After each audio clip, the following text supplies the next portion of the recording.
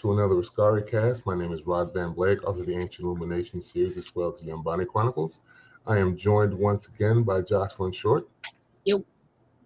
She's a graphic designer, concept artist, and the creator of the Bearers comic series, which I hope is coming soon. We are also joined by Jordan Purnell Jackson. Hey, everybody. He's another graphic designer, illustrator, animator, and the artist on the Ancient Illumination as well as Yambani graphic novels and comics. He also has Eve of Insurrection, Eve of Reclamation, and he did the Arrow J. Knight comic, Jericho's Bane. Today, we are getting into Secret Invasion, streaming now on Disney Plus, bringing back the man, Nick Fury himself, Samuel L. Jackson. Spoiler alert for anybody who has not watched that first episode now. So you can go watch it if you have Disney Plus and then come back. We're going to start off with the elephant in the room because since I have two artists with me and talk about what did you think about the all AI intro? It was ugly. It was ugly? Is that what you said? Not ugly. It was AI. It was not. We're not okay. Why does everybody be like it wasn't well executed? It was supposed to be intentionally AI. It's not going to look great. Jocelyn, you talk on that. You go first. You say it was supposed to be intentionally AI? It was AI. Well, I mean, it was AI, so that. I mean, it it was. But... See, I was optimistic, and I'm like, oh, they like recreated this AI style. This is so on point. It's thematically. No. And then I found out it was AI. I'm like, oh, well, they made it easier for themselves. They didn't spend the money to actually hire artists to redo all that stuff. So corporations do what they do. So. Yeah. And that's awful. That's awful. And it didn't look good. No, to me, it didn't look good. It like if they would have hired the VFX people and paid them the money like they should have, it would have looked better. Mm-hmm. But true, it would have looked way better, but it would have looked better. It was what it was. I just think it's really wild. Somebody I saw online made a good point about this, is that the fact of the matter with AI is that it's a conglomerate of a bunch of artists' artwork on the internet that it's pulling from. And so because of that, they can't actually copyright, like they don't own that intro. Like they can't copyright that intro because it's using just like millions and millions of artworks combined together that they don't own. So Marvel, that's like ownership that they've just kind of given away because they were penny pitching here for whatever reason. Yeah, and it seems more egregious in the current times we're in, especially because we know they have the money, number one. Number two, we have the writer's strike going on where the spearhead of that argument is the use of AI in creative endeavors. And it seems like amongst the strike, we're also going to hit out at everybody else and use AI to do this intro when we've not done that for any of the other previous shows or movies. Yeah. It was funny because there were some angry people on Facebook like, they're spitting in our face. Like, damn. they were really heated about it. But I kind of understand because, like you said, it's not giving credit to whoever has the original images that this thing just mashed up into this conglomerate of images and animatics that they use for the AI intro. And so there's that aspect of it, the thievery of it, and the fact that you just didn't want to pay the money when we all know y'all got deep pockets. Yeah, and it's crazy because you look at the intro and like it looks like it could have been really interesting had they just hired the people. Like I could see where they were trying to go with the intro. It just looked not as good because with AI, everything looks unfinished, and it's not even a circumstance where you look at that intro and sometimes with AI, like AI has evolved a bit where you have to look kind of close and people can't tell necessarily that stuff is unfinished or stuff is wonky. Like you look at this intro and stuff is very much wonky. Stuff is looking very, very crazy. And even if, like, say the intent was to replicate, an AI thing to go with the theme of the show, they didn't even have to use AI. Like they still could have like used real VFX people to like create this kind of distortion and shape-shifting element without like using actual AI, which is quite frequent in this current iteration of it. So, Great. in my opinion, so yeah. Some would argue too, because of the changeling nature of the scrolls themselves, which are heavily featured in the show, that was why they did it. But I don't see that as a valid argument for it. Yeah. Am I the only one who sees it as a valid? You see that? Am I the only one who sees a valid argument because we're trying to hold corporations to a standard that like is unrealistic because they're not gonna prioritize human beings. That's just the world we live in. So I'm kind of like. But you should still fight. You should still say something. You should not give up your power to corporations. I make the content that I make. That's I have to boycott the show if I were going to make that statement, but they did what they did already. I'm already watching the show. I never got my viewership. It's a little too late now. But yeah. Let's get into a little bit of the story. They start us out with who we think. Like I said in the intro, spoiler alert, if you have not watched the show, there's only one episode out, and we got to talk about it. We see who we think is Agent Ross going to meet another agent somewhere in Russia. We found out later that they're in Russia, and they I forget the actor's name, but he's a guy that was in Game of Thrones that had the flame sword and the eye patch.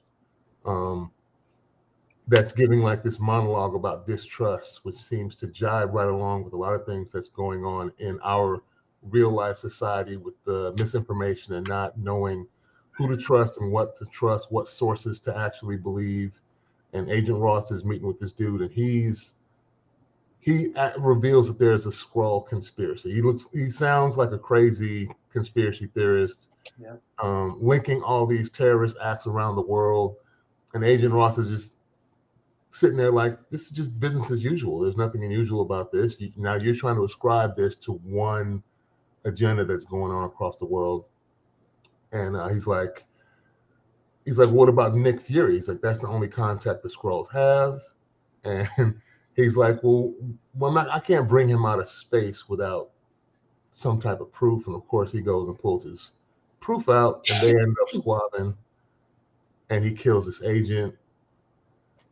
It's cool. I like this, mainly because it's boots on the ground, spycraft type show, street level, which we don't get all that often with Marvel. Some things are so elevated. We're dealing with superheroes, and above that, gods and these like universal beings. And now we're back to the streets of the everyday people and how it affects them. I think Agents of S.H.I.E.L.D. tried to do this a little bit with their TV series, and they're seeming to trying to do this again.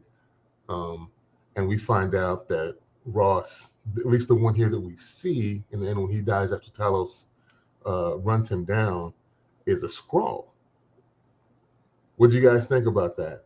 And how long do you think this is the real Agent Ross, or is this just? So I was when we saw the kind of the Skrull, the transformation of Ross, just the reveal of him being a Skrull, I was thinking, I'm like, because of what we see later in the episode, I was wondering, had someone like had this particular Skrull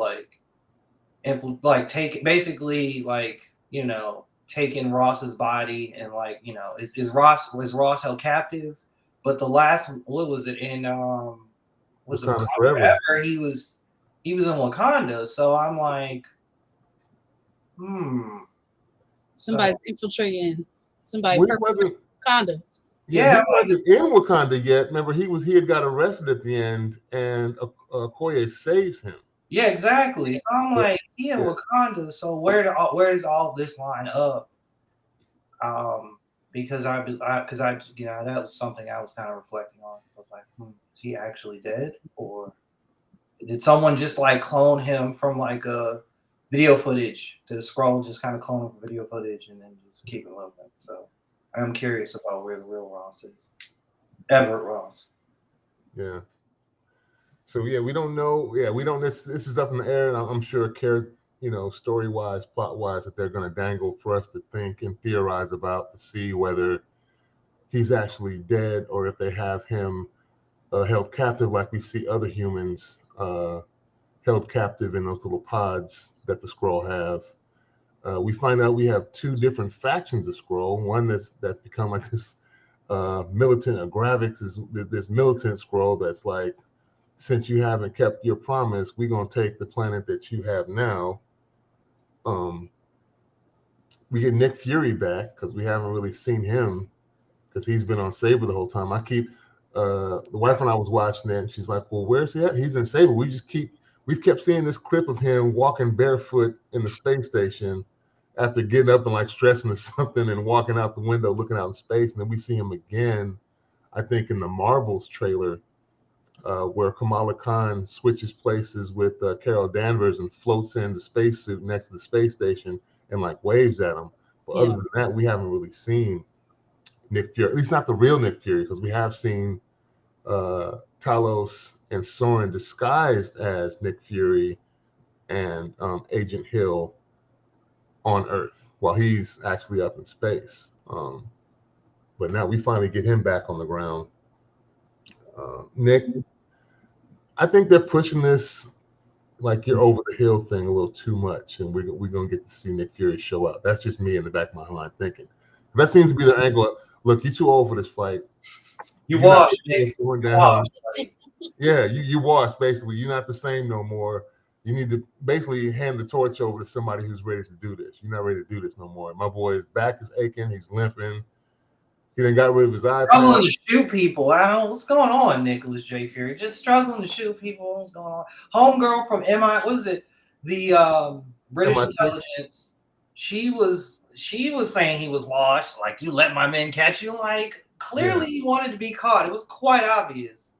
But yeah, that was also a really funny scene where like she mentions like, yeah, we got a sighting of a black man in Russia. It was either him or Paul. Was it Paul Robeson? And I'm like, dang. I was like, I figured that was gonna happen. I'm like, yeah, you're the only black man in Russia. They don't know who you are. Even Talos tells him when he's like, I gotta take a walk. He's like, you gonna walk around at night in Russia? You gonna stick? He didn't say it's because you're black. But he's like, you're gonna stand out. You're gonna stand out, yeah. Hill tells him basically he's not ready. The MI6 agent tells him he's not ready, and also the miscellaneous Russian dude at the bar, which I think we know wasn't the Russian dude in the bar, tells him you're not the man you used to be. When he buys him a shot of vodka, and then he tells Agent Hill that how do you think we kept the Cold War from blowing over? Was me buying shots, and then we get the spook double entendre that was kind of funny. I don't know if y'all caught that. And she says, you can't say that no more. He's like, no, you can't say it. Yeah, I caught it. I remember there was a thing. Was it a book? The spook who sat by the door? Was that a book? Oh, yeah, I remember that. And I caught the connection immediately. I was like, ha. Yeah, I mean, I like people are definitely telling him a lot that like you don't got it no more.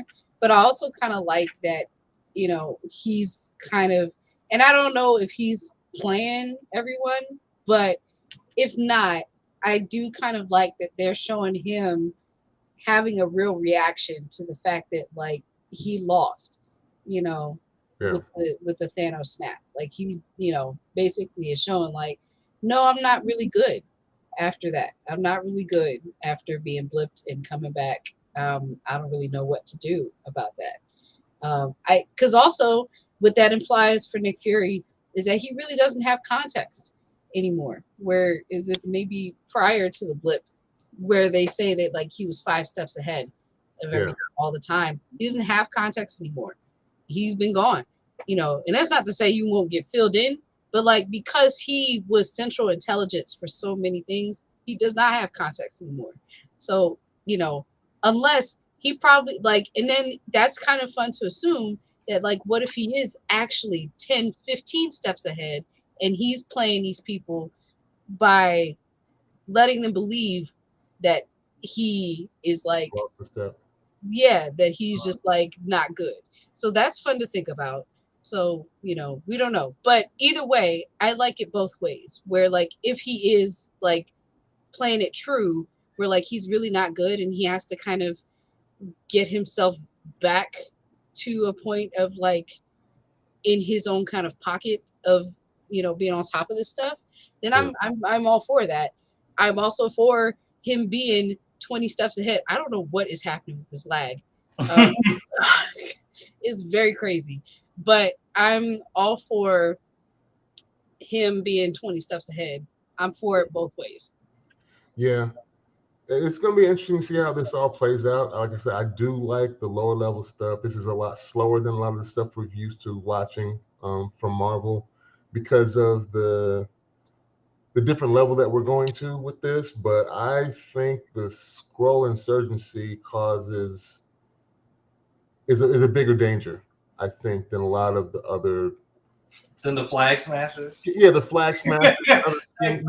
Group. Yeah, because they can truly look and act like nearly anybody. And we see here what they're doing is they're taking high positions in society, replacing them so they can actually move chess pieces themselves. That was, I think, a kind of an analogy. They kept bringing up chess. And it's even in the intro, the chess pieces, where the chess pieces were actually morphing from like a knight to a bishop to a queen and king. Like they were, that's what the Skrull are pretty much doing. And Gravik is like the spearhead of this movement. He's not the newest member of the council now. They've kicked Talos off. And we see that Talos has some family issues that's contributing to all this, as well as Nick Fury, I think, feels responsible, albeit because of the snap, that he hasn't held to what, he hasn't kept his promises made to the Skrull by finding them a new home. And so he probably feels like this insurgency is his fault, because he knows the main players, at least on the top level of the Skrull. I think it's kind of cool that they're hiding out in a nuclear base.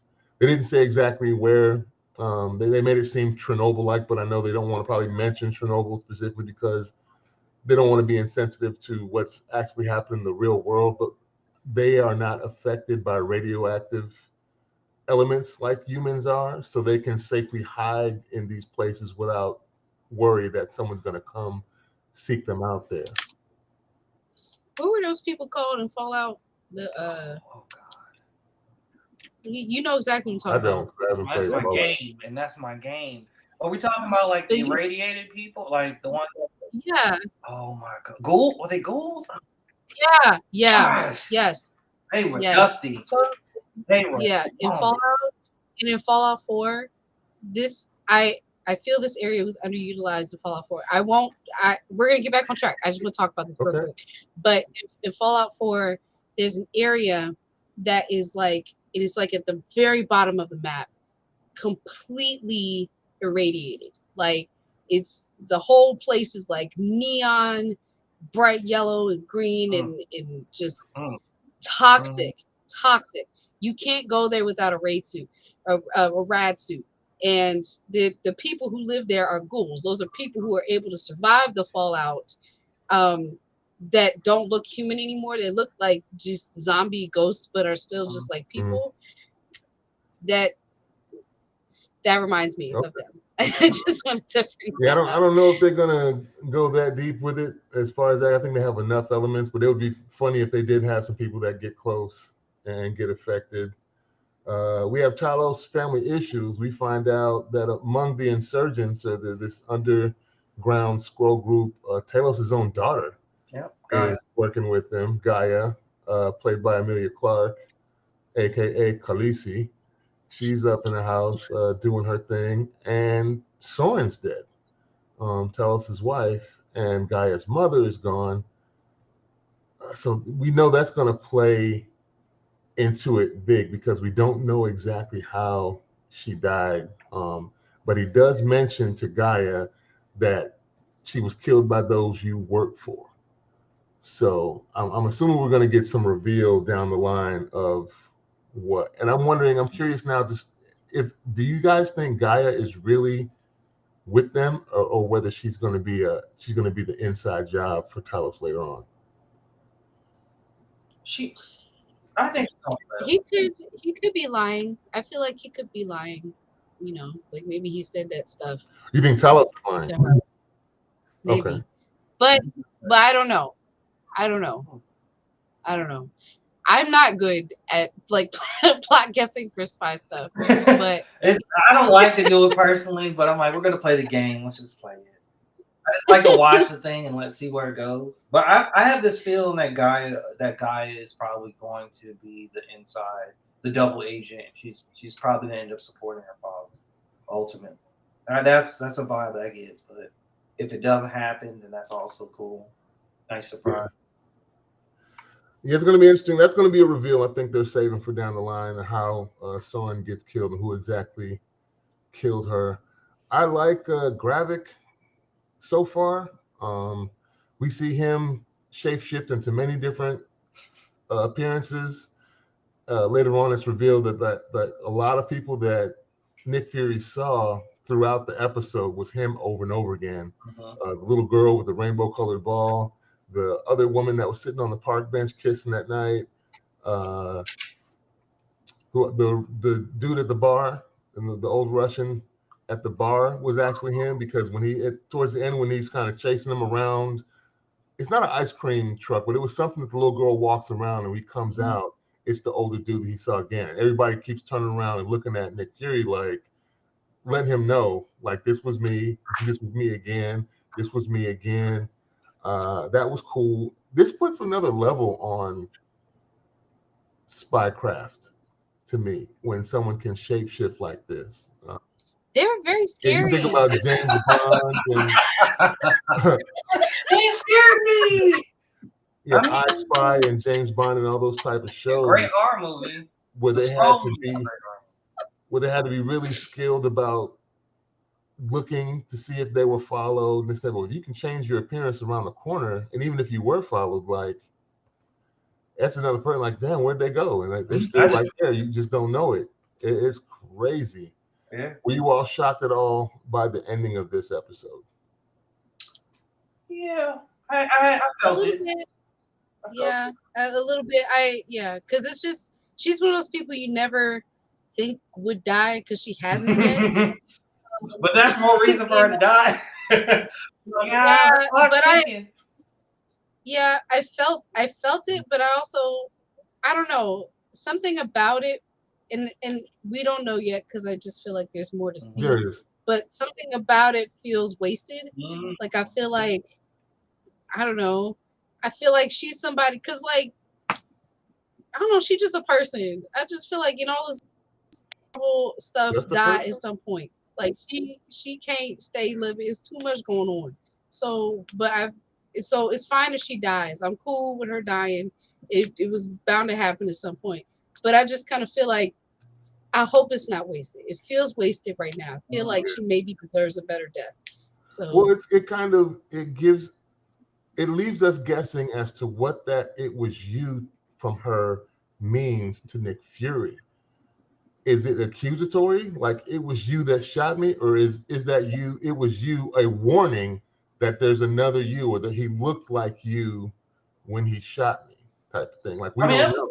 It's pretty obvious. Like, he saw the other dude, the other him.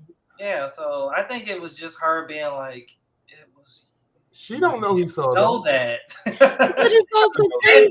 So what difference does it make? The line was weird to me because it's also like, she saw him smirking at her. Yeah, as he shot her, and I'm like, Nick Fury would never like take joy in killing you. Like, so I was confused by that. Yeah, I was like, why? It was a dumb line. It was kind of a dumb line. Plus, it's comic book stuff, so I don't know if y'all feel the same. I'm kind of desensitized to it. Like, we saw Agent Coulson at the end of Avengers get shot and then come back in Agents of S.H.I.E.L.D., and they brought him back to life and brainwashed him, basically. He kept saying Tahiti's a magical place. So who knows if they don't take Agent Hill's body to wherever they took Agent Coulson's body to, and then just revive her later on down the line. Because I think it takes time for them to do that, though. It's not like an instant thing. She's not going to be back in like episode 3,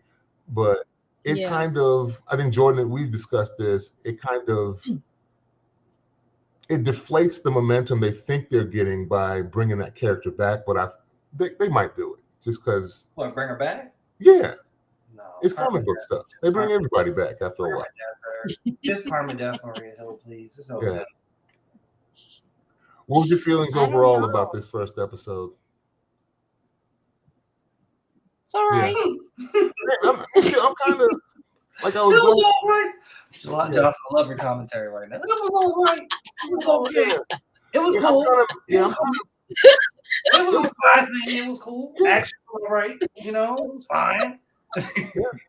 It was something slightly different. It's a little slow. Like I said, it's slower than what we usually get, but there was no real wow moments. There was a couple aha moments. Mhm. Like I said, when you see Ross as a scroll at the end, Agent Hill's killed.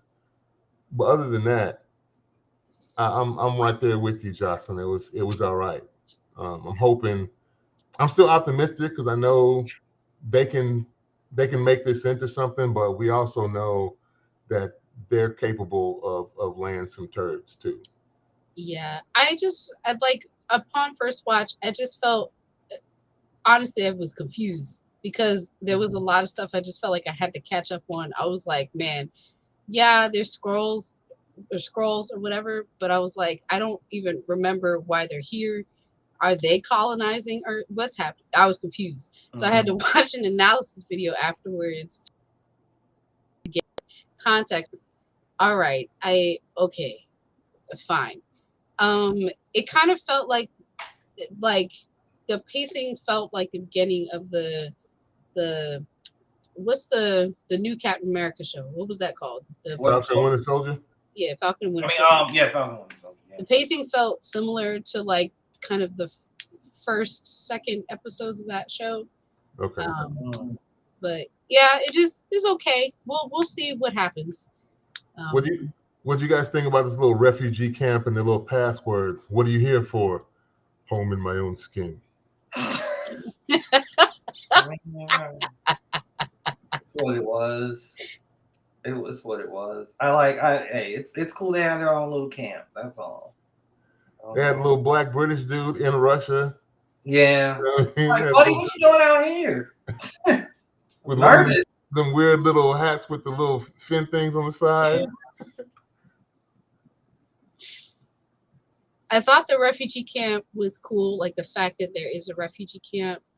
I wasn't sure if like the scrolls are meant to be a representation of immigrants in general. Like I felt like, are they meant to represent like immigrants or Black people or both, people of color overall? And I know they're not necessarily being explicit or blatant about that, but I was just like, what's happening? Good point. I think they're being analogous on purpose so that whoever feels they can relate to that part of the story will relate to it, and if they don't think you're a part of that, they're not. I think it's purposefully vague, and like you said, they're not being explicit about who they're talking about, but it could apply to many different groups, which I think is a smart thing to do so that you have a chance to grab more viewers that relate to it and gravitate to that plot point. But they'll never come right out and say this is who we were talking about specifically. Yeah. But it can apply to a lot of people across the world, honestly. Yeah, basically the global other, not anyone that's not white. Like this one's for you. Yeah. Or it's not a part of the society you're trying to ingratiate yourself with. It doesn't even have to be white. Just whoever is trying to assimilate into whatever society, this kind of works for you. Yeah. It's all right. We'll see where it goes. You are you as meh on it as we are, Jordan? You didn't say. No. I was joking about Jocelyn, but I was actually on the same wavelength. It was just funny her delivery. But no. I think it was. I mean, it was a cool episode. I enjoyed the fact that this group was way more militant and organized than the Flag Smashers, because I immediately thought of them, and I'm like, oh, y'all like a better radicalist, but not like you're a better movement organization. Like I'm like, I like this. This is more of my vibe. I kind of wish I never saw the Flag Smashers. Well, their abilities give them a better modus operandi to infiltrate, though. I mean, but yeah, that's ability alone. But like, we tell that to like, if we parallel to real life, it's like you can have sleeper cell agents in your organization. Like that's the way to go. Like that's how you do it. That's how you know you're real. Like I got sleeper agents all around the world. I'm like, yeah. So I enjoy how they operate. I can relate to. I also like that this organization has like both positive and negative sides. Like they clearly are trying to protect their people, and it feels genuine. They have actual sustainable community. Yeah. But they're also willing to do radicalist things like blow up buildings. So that was like, okay, Yeah, interesting. it's gonna be interesting how far they went with that because we do see them blow some stuff up at the end there and see what the casualty count is gonna be. Mm-hmm. Uh, we'll see.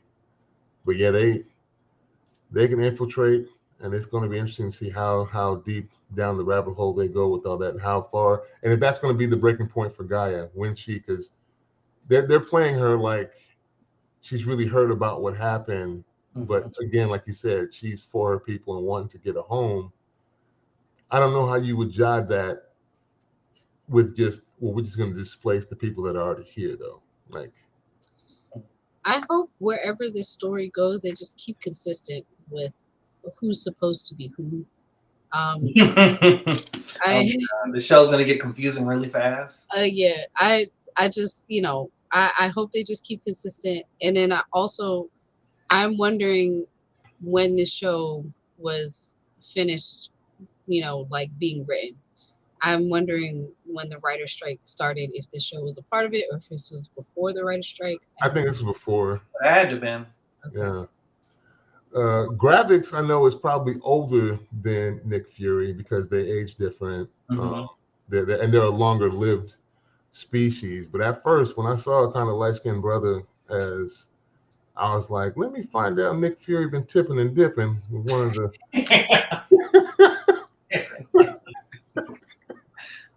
Because someone else was talking to him and was like, oh, but you know them personally. Like, I was like, oh, come on now. Nick. Oh, ridiculous. You're ridiculous. That's why Gravix is mad too. Oh, that's your daddy. Like, really? That's the narrative we're gonna play? That would be low for Marvel. Really? I mean, I wouldn't be surprised. He spent all that time in space. Okay. He spent all that time. Why you gotta be a deadbeat? Why you gotta be a deadbeat like that? We wouldn't know. I don't want that. I don't want to think about that. I'm gonna be upset. I'm gonna be upset. I'm gonna be disappointed. Like, we've never seen Nick Fury have any interactions with women for the most part, and now you throw this at me. Great. That would be hilarious, though, if we find I out. hope not. I hope Marvel doesn't do it. Deadbeat dad for no reason. For no reason. Come on. We don't need it. Well, the timeline would be. I know it's not going to happen, but it's a funny idea. It's a hilarious, messed up idea. Yeah, because it was funny. I was remember when they were talking about Talos was basically saying he was middle aged now. He's like, "What'd you get for your midlife crisis?" And he was like, "The Avengers." But then I thought, yeah, they got this new, young, up and coming Skrull. Because was he named before now? What do you mean, Gravik? Gravix, was he named? Didn't they mention Gravik being the one who took it the hardest when he left? No, they did in this episode. But I'm saying prior to this, and any of the other films or TV shows, was Gravik named, or was he just created specifically for this show? That's a good question. You see what I'm saying? Like, if not, then if he's completely new and he's just new on the scene, because we know Gaia, we've seen her at the end of Captain Marvel as a little girl Skrull. I don't know if they're around the same age or what have you. So it'll be interesting. Is Gravik the guy who blew up the town at the end? Yeah, he's the one who had the detonator in his hand, okay. and he hit the button. Okay, got it. And shot. Yeah, they're saying he's new. They're saying, I keep seeing some Screen Rant saying he's a new character. Yeah. So he's completely new. That might be. Made him up. He just made him up. You might be Nick's boy.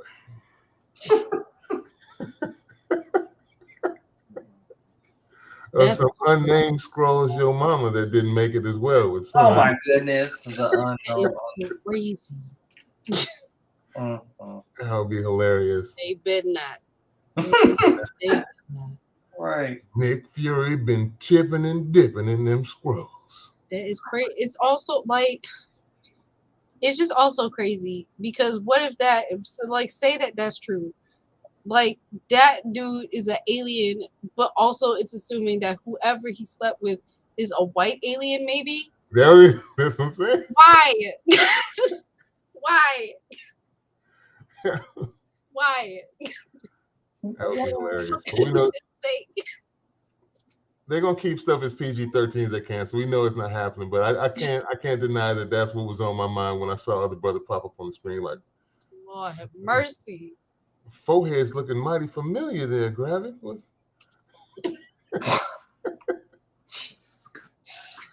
Man. Well, once again, thank you guys for hopping in to discuss these things with me. We'll figure out what we're going to discuss next week. We'll probably continue this if everybody has time.